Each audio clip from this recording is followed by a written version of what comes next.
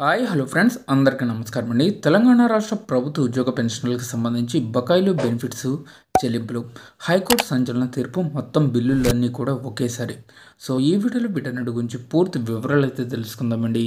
ముందుగా వీడియోని సపోర్ట్ చేసే వారందరూ కూడా వీడియోని ఒక లైక్ చేసి మీ తోటి ఉద్యోగ మిత్రులకు వీడియోని అయితే షేర్ చేయండి. ఛానల్ని ఫస్ట్ టైం కనుక విజిట్ చేసినట్లయితే తప్పనిసరిగా సబ్స్క్రైబ్ చేసుకుని పక్కనే ఉండే బెల్ సింబల్ని యాక్టివేట్ చేసుకోండి. ప్రభుత్వ ఉద్యోగ పెన్షనర్లకు సంబంధించి పదవీ విరమణ ప్రయోజనాలు చెల్లించండి అని చెప్పేసి హైకోర్టు తీర్పునైతే వెలువరించడం జరిగింది.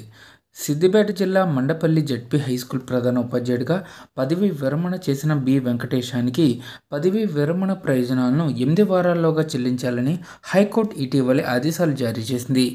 రిటైర్మెంట్ ప్రయోజనాలు చెల్లించకపోవడంతో బి వెంకటేశం హైకోర్టులో పిటిషన్ దాఖలు చేశారు. దీనిపై జస్టిస్ పుల్లా కార్తిక్ విచారణ చేపట్టారు.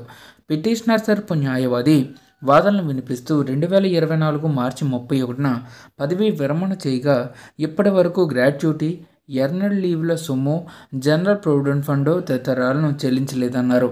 ప్రభుత్వ న్యాయవాది వాదనలు వినిపిస్తూ నిధుల కొరతతో ఆలస్యం జరిగిందన్నారు.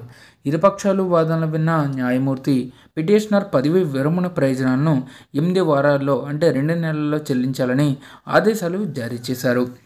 సో కాబట్టి తెలంగాణ రాష్ట్రంలో ప్రభుత్వ ఉద్యోగులకి సంబంధించి రిటైర్మెంట్ బెనిఫిట్స్ ఇంకా చాలామంది ఉద్యోగులకు ఇవ్వలేదండి.